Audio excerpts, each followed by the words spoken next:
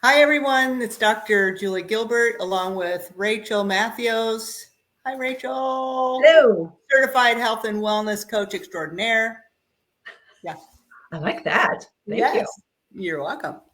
And we're streaming, coming at you live from Oregon Weight and Wellness. And happy to chat with you as we do every Monday around this time. Sorry, I'm a little late, ran a little late, but better late than never, as my mother always said. That's right.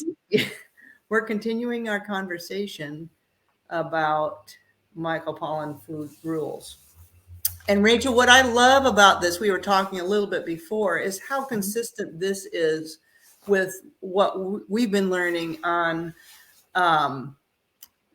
what's it called? The Food Revolution Summit. Yes, that's going on right now. If you want to catch it live, and it's free to listen to live, and you can listen to the different interviews, later in the day if you can't listen live. So it started on Saturday. It's say it again, the Food Revolution. The Food Revolution Summit. So if you just Google Food Revolution Summit, it'll bring you right there. All they require is your name and an email address.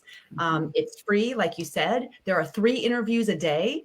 And every day has a different topic. Today's interview topics are more on mental health and food addiction. So I'm not having a chance to listen to them live today, but I can go back and I have 20 hours between now and tomorrow morning when tomorrow's day starts to re-listen, and I can replay them for free. And I'm really excited to listen to the one about mental health and the connection with nutrition from today.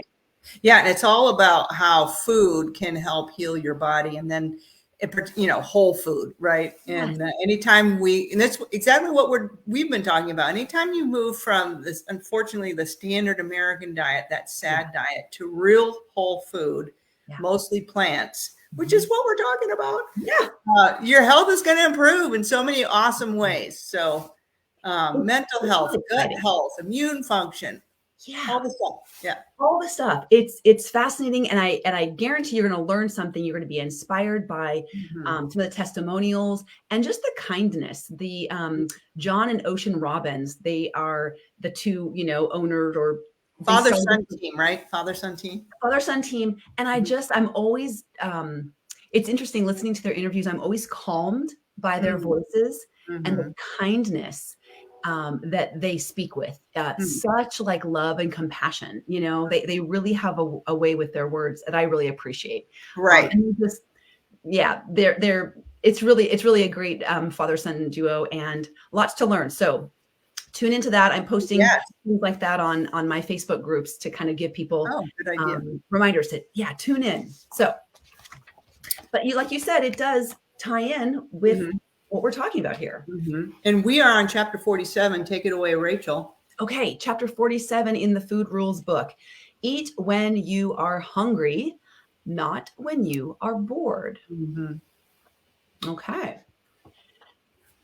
And he says, the first sentence he starts off with is, for so many of us, eating has surprisingly little to do with hunger. And we eat out of boredom, entertainment, or reward. Yeah. I can relate. Yes. 100%. Yeah. I'm there. This is novel to anyone. No, and we're all here, right? Yeah. And part of it is because of the culture that we live in, and that's, so we have to be very intentional to eat when we are hungry. And a lot of us, and me included, we are not tuned into that physical sensation of hunger. And so it takes some practice to tune into, what does it feel like to be hungry? I like to think of hunger, and we've talked about this a little bit before, as a continuum, starting with maybe 0, where you're ravenous. Right. 10, where you're Thanksgiving Day stuffed. I mean, you could not possibly put one more. Not even melty ice cream could not fit. So let's stop let's sit here for just a moment. I'm curious, in your experience and in your expertise and in the practice, what do you notice about the feeling of hunger. First of all, what is that feeling, and can it be different for other people, and how do we get in touch with that feeling of hunger? Right.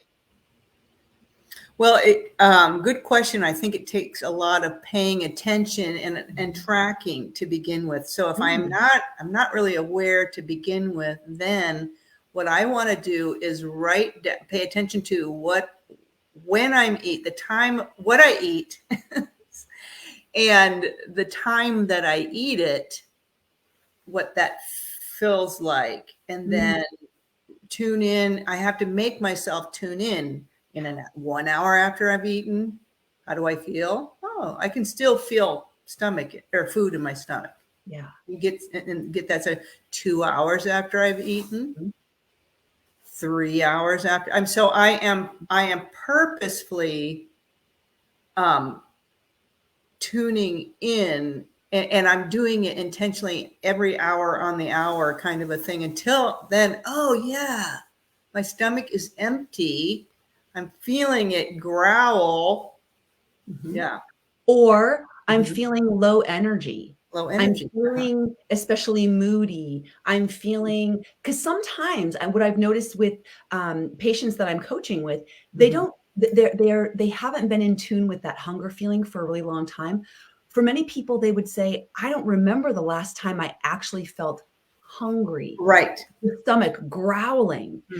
So sometimes getting hungry isn't what we think of. We have to pay attention to the signals our bodies are giving us. And it's not always a growl from the stomach. Right. And so I love that you talk about like a kind of a journaling practice. If you're not sure and you struggle with knowing when you're actually hungry, we got to slow down and journal and take the time to pay attention. Right. Because we can trust our bodies again to tell us when we are physically hungry. And a lot of times, and Rizwan points this out, he says, this really hits home. I can't believe I never thought about this. I'm definitely guilty. And okay, we could maybe we're all like fall into this.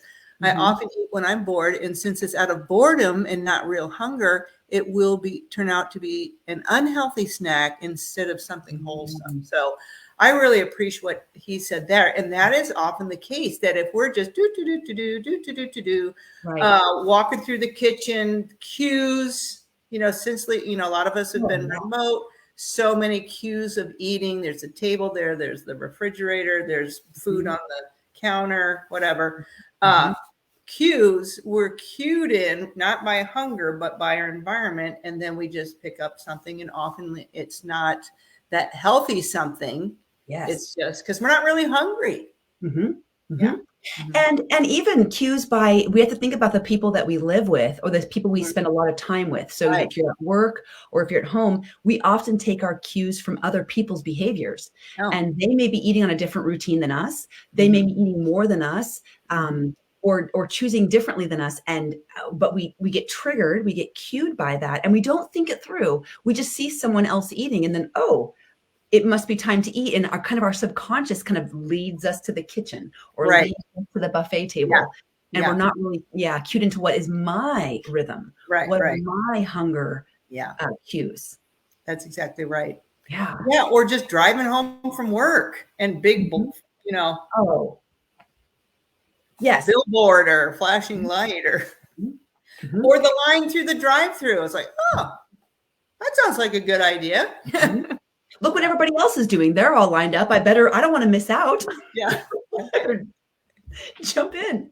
Yeah. And the smell. I mean, gosh, there's a certain area where I live in the town where it's about 3 or 4 blocks of restaurants and fast food restaurants. And the smell it can be intoxicating. I mean, it's definitely a greasy, fast food smell. And that can be a trigger. That can definitely. Oh, for sure. Yeah. Try to walk into a fast food restaurant with somebody ordering food and not order food yourself. Right. So hard. Oh, yeah.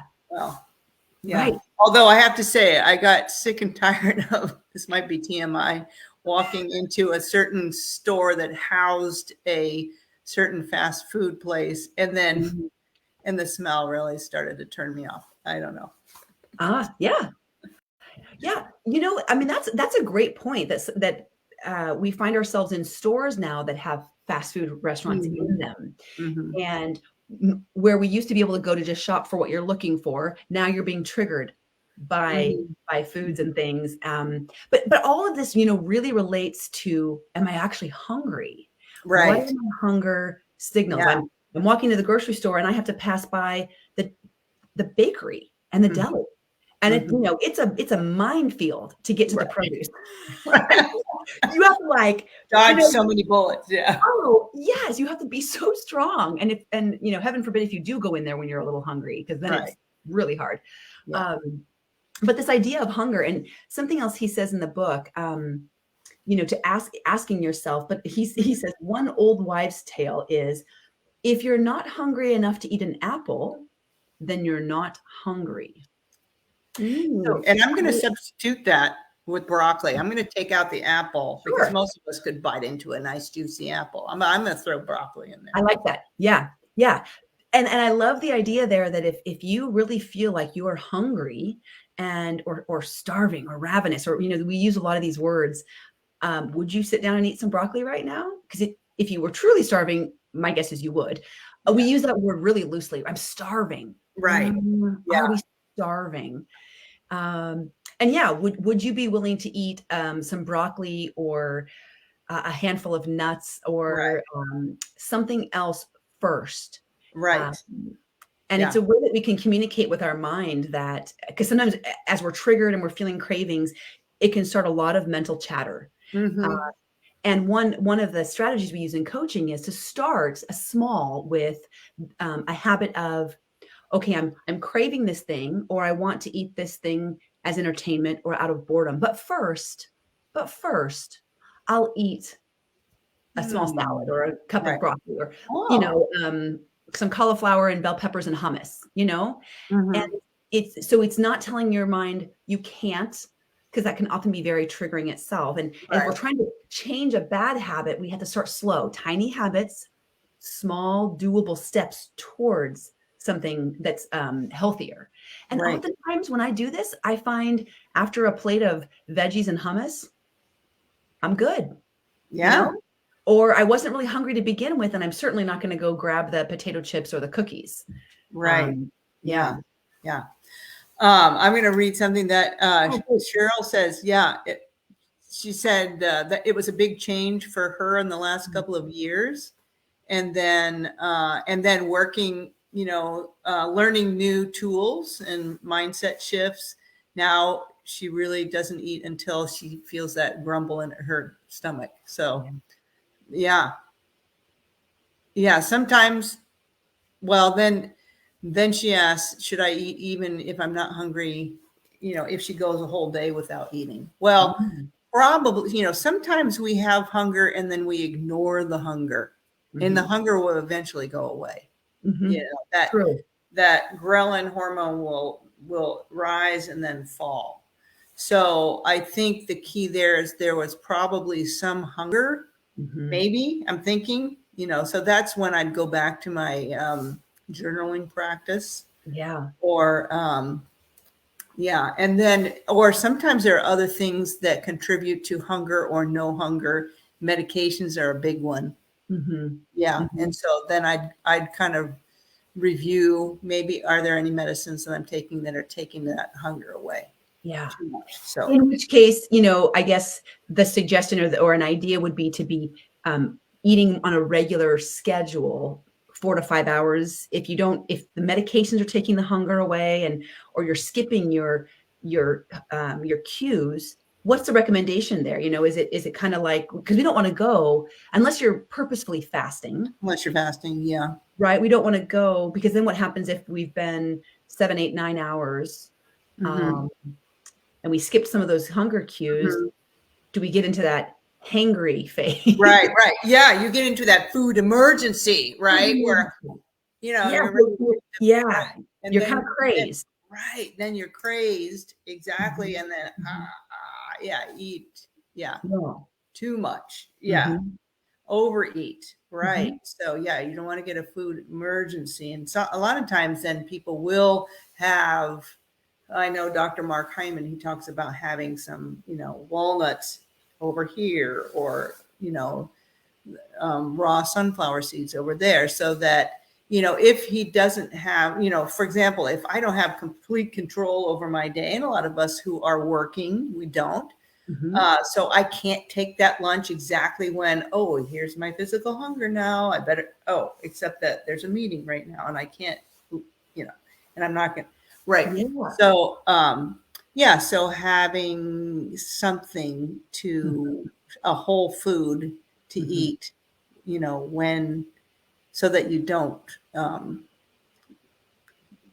get overly hungry, right? Yeah. You don't go to zero. Yeah. Yeah. And our bodies, there really is so much to the circadian rhythm, the science of the circadian rhythm. And when we eat, and our eating times is one of the ways that we get on, we can be properly within our natural circadian rhythm so that we're sleeping well. And our body takes the cues from our eating. And when we can be eating on regular, in kind of a regular schedule, right. Not going, just being so, because what I notice about my own body, and I don't know if you notice this, is that I feel more stable and I can trust my body more when I'm more routine with my sleep and with my eating patterns. Then my body just, it's kind of naturally, about 4 or 5 hours, I'm hungry and I'm like, yep, I know it's time. We're on the same. Right. Yeah. We both know. Right. But I've had to work towards that, right? Yeah. For some, it's not as natural, or like you said, we've been ignoring it. So we have to kind of get back in tune. I love that mind-body connection that we're talking about. Yeah. Reconnect with your body and trust your body's wisdom. It is there. Right. It may have been ignored. And exactly. And Rizwan brings up a good point that a lot of our when it happens to be cultural. And I think we've spoken to that. So I love what you said, for example, the idea of breakfast, lunch, and dinner. I mean, that has changed over the course of time in America, and people going from the country moving into the factories, and I mean, that's all very interesting history about how the timing of food, or how many meals a day, is different with different cultures and different in different times in history. And but if we tune into our own rhythm, which is connected to the rhythm of the day, circadian rhythm, or the then we'll know when it's time for our body to eat. And people, obviously families have schedules, and kids go to school and they have lunch at a certain time and things like that. So there's certain things that are out of our control. But when we can, it's great to tune in and be mindful, and not just to eat just because it's time to eat. Right. Or if you're not that hungry, then you don't eat that much. Then you really stop at that 6 on our scale that we've been talking about. Yeah. And then just going back to the the boredom, the entertainment, or the emotions, right? Checking in and asking, if I'm not really hungry, then why do I want to eat? A lot of times the answer is simple, because this is what I always do when I watch TV. I eat something. Or when I go to the movies, we always get popcorn and a soda and a candy bar. That could be just simple answer. It's just habit. It's what you do. Yeah. But sometimes the answers are emotional, right? I'm trying to fill a need for sadness or loneliness or exhaustion. So that takes some deeper work, and we can do that in coaching. You can work through that with mindfulness and journaling. But that does take a deeper insight to kind of go, what's this emotion that I'm feeling? And I have one patient who says, I love that she says this. She says, you don't feed feelings. They're not hungry. Oh, okay. Isn't that so great? Feelings aren't hungry. Either I'm hungry or I'm not hungry, or I have hunger. Remember last week? Right. That's right. I have hunger. Right. That's right. Hunger, or I no longer have hunger. but my feelings don't have hunger. Right. I don't feed them. They're not a living thing that needs to be fed. I love that because it's not that you're going to ignore your need or your emotion. Yeah, you have a need. It just happens that it's not hunger. So food is not going to help. Yeah. Right. So it's not that you want to ignore your need. Find out what that need is and do what you need to do to meet that need. Right. Exactly. Yeah. Exactly. Yeah. So I use a lot of, I'm just going to give a shout out to Michelle May. She is a physician who talks about this, Am I Hungry? And encourage people to go to her website, Am I Hungry? And she has a whole, and she's generously shared it, it's called 101 Things to Do instead of eat. Yeah. And of course you can make your own list, obviously, but yeah. So you're bored. Okay. What else is so many more options, right? Yeah. I like that. Print this list off, make your own list, put it on the pantry or on the fridge. And even just the distraction of going to a list, reading something off of it could be enough to just distract you from that original craving or desire to eat. Right. Yeah. And it does go away. These cravings, when it's not hunger, right? We're not talking about avoiding hunger. We're talking about when we're just craving to eat because of boredom or emotions or entertainment. That feeling will go away. The feeling of I'm craving something, it does go away, especially if we can be distracted and do something else, like distract our minds, have a cup of tea, do something from this list. That's a good idea. I really like play my Quirtle game. Yes, play your Quirtle game. But don't tell anybody what the word is. No, never. Although I needed help today. Actually, I haven't played the Quirtle today, but I will if I get bored and want to eat. There we go. Yeah. So having a little, even just a little mantra that you say, okay, whenever I feel bored and I want to snack, I will first play a Quirtle game or open the door and take 3 breaths of fresh air or something like that. Yeah. Yes. And just see if you can distract yourself for just a couple minutes and it will oftentimes go away. That's right. Yeah. All right. Well, thank you, Rachel, for joining us as usual. And this Wednesday, I'm going to Atlanta, to a conference that's actually sponsored by this organization. And so I'm going to be learning a lot of great stuff. But I'll be back on Monday, and then we'll have probably lots to share. Well, we'll move forward in our book, but also from what we're learning from the Food Revolution Summit, and then all the things to share from obesity medicine. I love going to these conferences because, this is the first time in a couple of years that I've gone because of COVID, but they always serve food that's consistent with their value. And I love that. I love that. Yeah. So I don't have to worry. It's kind of, I'm going to a sanctuary of whole and real food. So I don't have to worry, which I love. Yeah. I think that's really interesting with a lot of these conferences, the standard conferences, you're not going to like the food that's there. And a lot of the medical conferences, it's not healthy food. And you're eating all the time. Right. Yeah. And, but these, the American College of Lifestyle Medicine, their conferences, it's all these amazing whole food meals. And they really pride themselves, when they talk about what you're going to have, when you come to our conference, that's like top, like 8 whole food, quality, delicious chef prepared meals. And you're like, sign me up.